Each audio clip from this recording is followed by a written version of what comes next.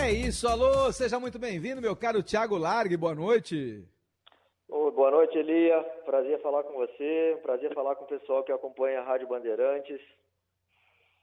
Meu caro Thiago, fiquei impressionado aí em saber que o próprio Abel Ferreira entrou em contato com você para pegar informações a respeito de como é o futebol brasileiro, de como seria a sua estada aqui no Palmeiras. Como é que foi essa conversa, Thiago?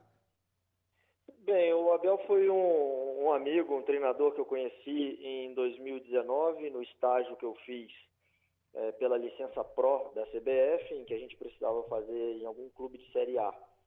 E aí teve a oportunidade de eu ir para Portugal, conhecer a estrutura do Braga, que é um clube que tem sempre campanhas sólidas dentro do futebol português, faz campanhas boas também na Europa League. E o trabalho de um jovem treinador como foi o Abel foi um dos motivos que eu fui lá conhecer. Portugal está com uma boa geração de treinadores ao redor do mundo, tem treinadores portugueses nas principais ligas. E foi um contato bastante interessante lá. O Abel é um jovem, estudioso, gosta de falar de futebol, de conceitos. E quando surgiu a notícia dele vir para cá, a gente se falou sim. E é um treinador que eu desejo bastante sorte nele, competência ele tem, e acho que tem tudo para realizar um grande trabalho no Palmeiras. Ô Thiago, o que você observou? Porque eu acompanho essa escola portuguesa há mais de 20 anos, e há mais de 20 anos, quando estive lá em Lisboa, observando a escola portuguesa, o academicismo dessa escola portuguesa, já começava a entender que tem algumas verdades que são quase absolutas no futebol. Claro que no último terço sempre a individualidade, a qualidade do jogador vai fazer a diferença, mas as transições de defesa para o ataque para a defesa, como você monta a sua equipe, verdades como você sai jogando, como você não deve sair jogando, são números que são apresentados academicamente que te fazem acreditar que, olha, desse jeito é melhor do que daquele. Então eu tenho que saber como treinar melhor desse jeito. E não é por acaso que hoje temos treinadores portugueses espalhados aí em algumas das mais importantes equipes do planeta. Você tem Premier League com treinadores portugueses, você tem seleções sul-americanas com treinadores portugueses, você tem no campeonato italiano treinador português e agora aqui no Brasil também alguns treinadores portugueses. Resumo da ópera, esses caras estão dominando porque são mais acadêmicos, porque estudaram mais do que todos os outros, ô Thiago? Bem, de alguma forma eles criaram um diferencial, né, através da capacidade deles de organizar a informação, de entender o jogo, de ter o estudo de línguas, que também se dispuseram a fazer isso, né? Para você treinar a Premier League é preciso você também falar bem inglês. Isso daí são exigências que eu imagino que tenham cumprido, que tenham se dispostos aí a executar e a acrescentar nos currículos e, enfim, a capacidade, a organização que a federação teve favoreceu aí o trabalho de profissionais competentes, né? Então, eu vejo que assim, até a UEFA, de modo geral, ela se organizou muito bem e favoreceu os diversos países que compõem a União Europeia, que hoje têm treinadores em todas as partes do mundo, né? Tem europeus espalhados pelo mundo inteiro. Falamos até do espanhol aqui na América do Sul, do Independente Del Valle. Enfim, isso daí são exemplos que a Confederação Brasileira de Futebol, né, deve olhar, a Confederação Sul-Americana, Conmebol, também tem que olhar para sempre cuidar aí da formação também de bons profissionais que temos na América do Sul e no Brasil, com totais condições de fazer grandes trabalhos ao redor do mundo. Agora, Thiago, quando você passou lá no Braga, quando o treinador era o Abel Ferreira lá no Braga, e era um mais jovem ainda, porque ele do Braga foi para o PAOK, agora do PAOK para o Palmeiras, o que é que você observou? Como é que é o trabalho do Abel? O que a gente pode esperar? As minhas informações a respeito dele, elas são muito boas, dizem respeito a um profissional que eu com certeza vou gostar, porque eu gosto de quem saiba jogar pelo resultado, eu gosto de quem saiba respeitar as características dos seus jogadores quando chega, eu gosto de profissionais que saibam enfrentar adversários diferentes, de maneiras diferentes, algumas verdades que para mim são quase que absolutas e que muitos treinadores ainda não entenderam que precisam absorver. Eu queria que você definisse um pouco melhor o que é que você sentiu do Abel lá no seu período em Braga. Eu senti um profissional muito estudioso, que se prepara bastante, que tem conceitos modernos de jogo, que tem uma comissão técnica que trabalha bem integrada, ele tem um preparador físico que é um auxiliar técnico praticamente. Então é um trabalho que é muito integrado, né? Não considero o preparador físico que vai cuidar só da preparação física, mas sim que trabalha com a bola, vai dar condicionamento para o time jogar, já iniciando o trabalho com envolvimento tático, com envolvimento técnico, né? E não só aquela preparação física a seco, né? Então eu vejo que é um trabalho bastante integrado, onde ele consegue, desde o momento que entra no campo, dar um treino sucinto, dar um treino com intensidade e com não tão longo, né? Então isso aí eu vejo como grande virtude.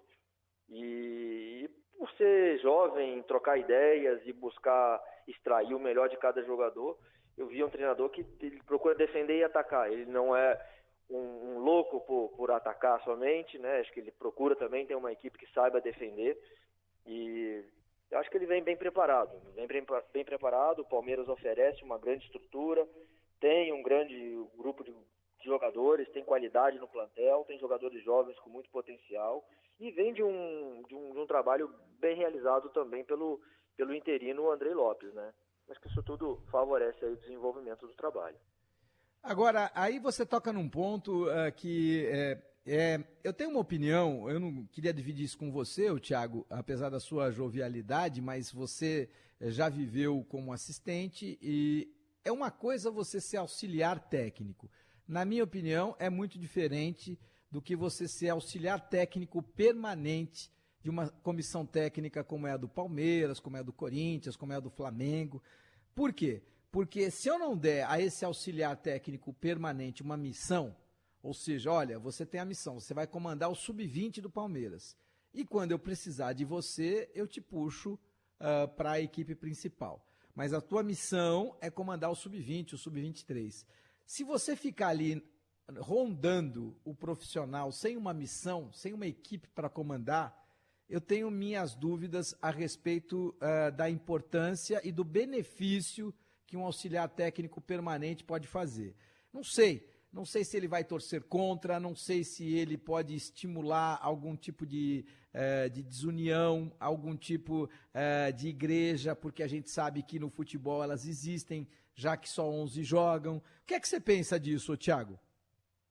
Bem, acho que primeiro a questão da índole do profissional, né? E eu imagino que o profissional que esteja na função de ser auxiliar do clube, auxiliar da casa, ele tem a missão de ajudar, de servir principalmente as comissões técnicas que são as efetivas, né? O treinador chega, ele por competência, ele tem que oferecer informações das mais diversas áreas de conhecimento sobre o jogador. Fisicamente ele é assim, tecnicamente ele é tal, e ajudar o treinador a entender melhor o grupo que ele tem à disposição e oferecer, então, informações que acelerem o processo de adaptação, né? Afinal de contas, o treinador que chega de fora, ele vai conhecer tudo a partir do zero, praticamente, né? Ou ele tem informações, mas ele não tem informações tão precisas. Então, eu imagino que esse trabalho de auxiliar da casa, ele seja muito importante para acelerar o processo. E aí, eu acredito que os clubes, eles procurem profissionais que vão estar ali para servir tanto a comissão que chega, que vai comandar o trabalho, quanto para servir a instituição.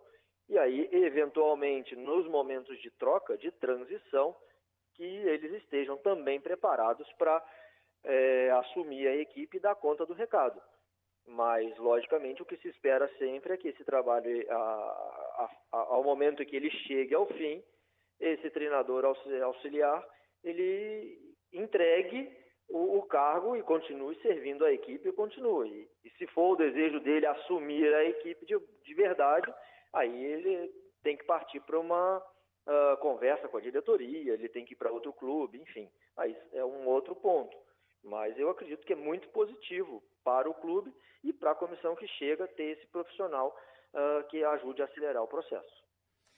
Ô Thiago, ontem ouvindo o Fernando Diniz, ele fala muito de harmonia no vestiário, ele fala muito do meu conceito de vida expressado pelo futebol, e eu acho tudo isso muito bonito, politicamente correto, mas eu e você sabemos que o vestiário é difícil, que essa questão de que você tenha um vestiário respeitoso é obrigação de quem comanda, que você tenha um vestiário profissional é uma qualificação de que o jogador, na minha opinião, o privilegiado, que está aí nas melhores equipes do futebol brasileiro, tenha que cumprir, mas que se cobre profissionalismo, que se cobre conduta profissional e que essa questão da harmonização, ela passe pelo profissionalismo de cada um, do respeito que cada um deve ter em relação ao seu companheiro.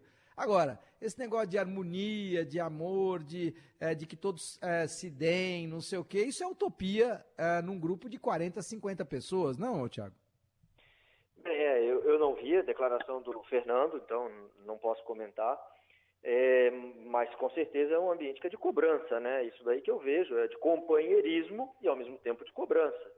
Afinal de contas, o objetivo tem que ser comum. E todo mundo sabe que no futebol é difícil de conseguir os resultados. Tem que ter muito trabalho, tem que ter muito empenho. A direção tem que ser, o norte do trabalho tem que ser claro, né? A ideia de jogo tem que ser clara. Eu acho até que o Fernando consegue fazer isso muito bem. Mas a cobrança ela tem que haver. Às vezes tem que ter as discussões, às vezes tem que ter, né, um pouquinho de cobrança maior, de vontade de ganhar, que acaba excedendo em alguns momentos, mas que eu vejo que é natural de um ambiente competitivo. Mas é uma competição saudável, desde que, né, seja na base da lealdade, de uma cobrança justa, de uma vontade de querer ganhar. E isso é muito positivo e o clube precisa de ter sempre um ambiente harmônico, mas sempre com aquela vontade de ganhar acesa. Por falar em vontade de ganhar, é impressionante, né? O seu time, o seu ex-time, o Goiás te demitiu e a maionese desandou ainda mais. Qual foi o erro, Thiago? Eles erraram onde? O que você faria diferente que, neste momento, repensando a sua passagem pelo Goiás, teria feito e não fez? Bem, Elia, o que aconteceu foi que o acordo com a diretoria, que seria reforçar o elenco, a gente ainda estava muito no início do trabalho e queria ainda reforços de jogadores capazes de chegar e jogar naquele momento. A gente estabeleceu critérios em que os jogadores que eram alvo nosso de contratação eram jogadores que tinham condição e condição física e técnica de assumir a posição para chegar jogando. Então, a gente não tinha mais tempo de errar, não tinha tempo de ter experiência. Mas a diretoria não ofereceu o material humano. Mesmo assim, a gente conseguiu, estava conseguindo fazer a equipe evoluir no desempenho e no resultado. Meus últimos 3 jogos foram sem derrota. Conseguimos uma vitória com o Inter e um empate no último jogo contra o Ceará, lá no Ceará, o que foi um jogo extremamente normal para a campanha do Goiás naquele momento. E a gente vinha de um processo que ia evoluir, através de muito trabalho, muito empenho, mas a nossa parte a gente estava fazendo. Então, até mesmo, sinceramente, eu não sei o que faria diferente, a não ser dar continuidade àquele processo.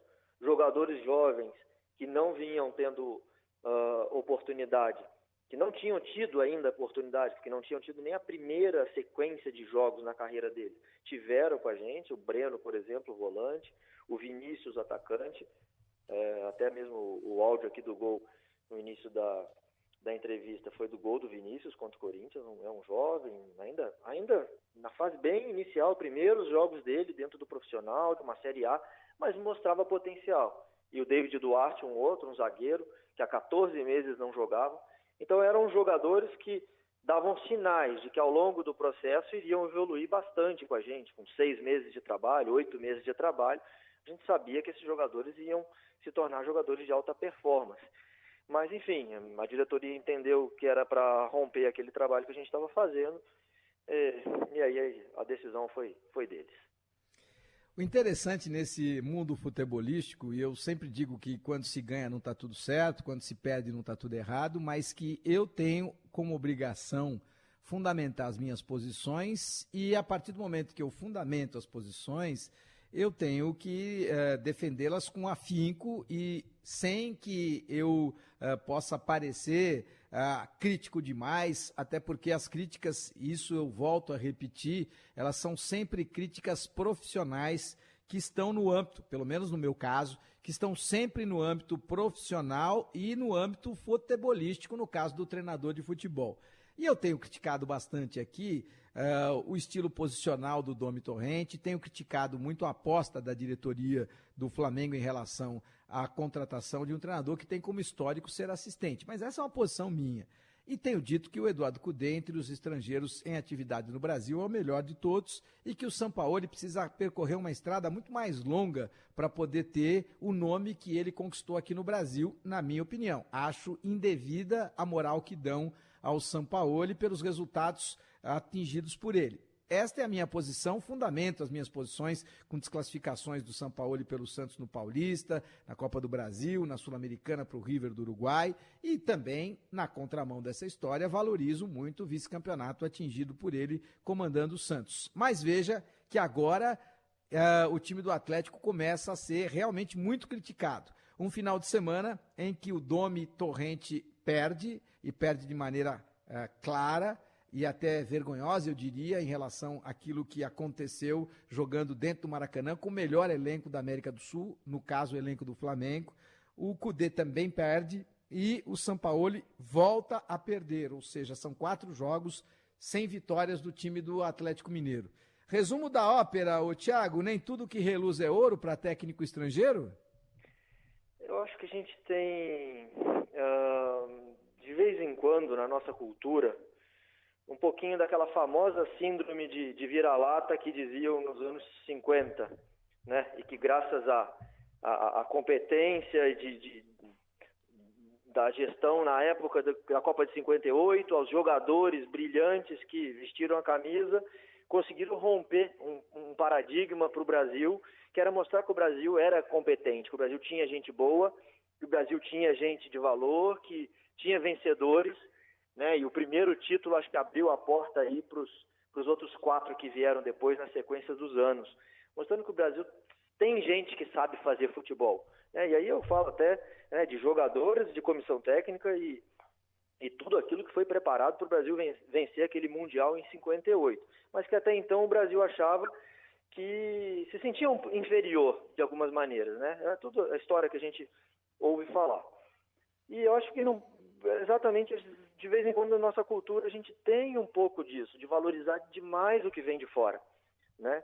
Por exemplo, eu recebi a informação hoje aqui que em 2018 a gente terminou o primeiro turno do Campeonato Brasileiro no Atlético com 36 gols. E vez por outra é falado que esse Atlético agora ele é muito ofensivo, é isso e aquilo, e ele está com 31 gols. Ou seja, para ele terminar igual ao que a gente fez em 2018, ele precisa fazer 5-0, 5 gols pelo menos no jogo que falta para completar o turno. Mas a gente não foi falado que o nosso time era tão ofensivo assim, a gente não recebeu tantos elogios e tantos méritos por isso. Ainda que eu não queira ter recebido, porque eu acho que o nosso trabalho era trabalhar para vencer o título ali ou naquele ano ou nos anos subsequentes, que era o nosso trabalho no Atlético. A nossa ideia de trabalho era tornar o Atlético um campeão brasileiro no ano seguinte, 2019, ou no ano de 2020. E a gente acreditava na sequência do trabalho. Pois tinha sido um ano de pouquíssimo investimento, para não dizer zero, porque os jogadores que a gente teve foram jogadores que vieram emprestados, que vieram sem o Atlético gastar um centavo, bem diferente do Atlético atual, que todo mundo sabe que tem investimento aí de 140, 150 milhões de reais. E a questão de pontuação, por exemplo, a gente terminou com 33 pontos o turno em 2018, e mesmo vencendo o jogo, o Atlético atual ele tem 32 jogos, 32 pontos, pode chegar a 35 pontos. Não vejo que seria uma diferença muito grande de 2 pontos se eles terminarem com isso a mais do que 18, pelo investimento todo, por toda a questão. Então, eu acho que a gente só tem que ter os devidos cuidados de não valorizar extremamente o que vem de fora, não perder o nosso orgulho, né, de ser brasileiro, de valorizar o trabalho feito no Brasil. E eu tenho total respeito pelo trabalho do treinador atual do Atlético. Porém, o que eu estou citando é apenas essa questão de termos um pouco mais cuidado com o que a gente tem dentro de casa, com o trabalho que é feito aqui, com os profissionais que nós temos aqui, e não endeusar tudo que vem de fora, porque a história nossa já mostrou que quando a gente se organizou, o Brasil também mostrou para o mundo inteiro que sabia fazer futebol. Não, faço minhas as suas palavras, muita calma nessa hora, né? E é sempre importante a avaliação mais ampla, né? Você não pode generalizar e tem que ampliar também todas as fontes para que você possa, claro, dentro das limitações naturais e das muitas mudanças do futebol, porque o futebol é das coisas que mais mudam na história de uma nação, principalmente de uma nação como a do Brasil, é importante que você tenha muita calma na avaliação e muito cuidado também para não generalizar. O técnico estrangeiro é melhor, o técnico brasileiro é pior, e você lembra interessantemente da máxima do Nelson Rodrigues, né, que o Brasil realmente tinha síndrome do vira-lata, principalmente depois da perda da Copa do Mundo de 1950. Agora, se tem uma coisa que é quase verdade absoluta, Thiago, é que o mercado das melhores equipes brasileiras ele está ficando mais restrito para o treinador brasileiro. A partir do momento em que você encontra um treinador estrangeiro comandando o Internacional, um treinador estrangeiro comandando a equipe do Atlético Mineiro, um estrangeiro comandando o Vasco da Gama, um estrangeiro comandando agora o Palmeiras, você está restringindo o mercado para as equipes mais importantes do futebol brasileiro. Isso é fato, né? Sim, isso é fato. Isso daí está acontecendo e esse é o momento atual. E como reagir em cima dessa questão, Thiago? Bem, eu acho que nós, como profissionais, a gente tem que manter a confiança no nosso trabalho, manter a preparação, porque eu acredito também que as oportunidades vão acontecer, né? A preparação, quando encontra a oportunidade, é que faz a coisa acontecer. Então, o que nos compete nesse momento é se preparar, porque eu acredito que vai acontecer. Eu sou otimista, e como eu estou dizendo, acho que eu conheço muitos profissionais brasileiros e tem bastante gente competente. E acho que daqui a pouco pode ser que passe isso aí, que seja uma fase. Eu sou totalmente respeitoso e de acordo com treinadores estrangeiros trabalharem no Brasil, assim como brasileiros têm o direito de trabalhar fora, né? Não pode ter a questão das licenças, que uma não pode ser aceita na outra, afinal de contas a gente aceita as licenças deles aqui, mas é uma questão de regra de mercado. Então, sendo competente, é isso que importa. Não importa se tem mais experiência, ou é jovem, ou é estrangeiro, ou é brasileiro. Acho que tem que ser competente, entregar futebol de qualidade, entregar o resultado. Que o crescimento do futebol, a evolução do jogo, para mim é isso que importa.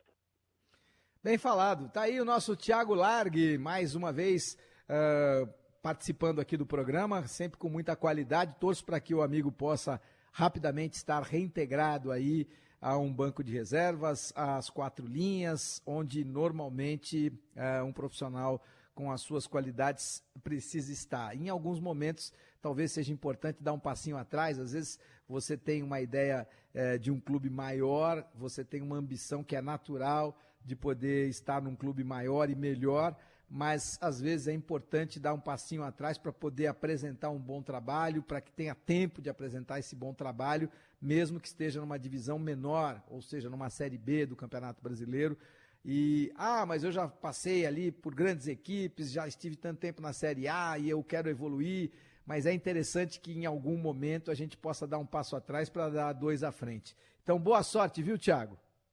Obrigado, Elia. Obrigado, com certeza. A gente pensa nisso. Eu com o meu agente, a gente conversa sobre essa possibilidade, sim, isso aí. É questão de encaixar o projeto. Acho que vai acontecer, vai chegar no momento justo, isso daí vai acontecer.